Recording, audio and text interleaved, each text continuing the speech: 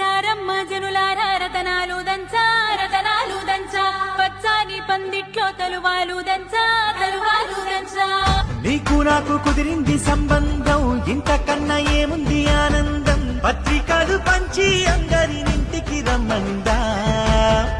ఇంకా మనకు 4 కళ్ళంట ఇద్దరిది ఒకటే ఇల్లంట పూలు పండ్ల నుండి మొదలు 3 ముళ్ళ దాకా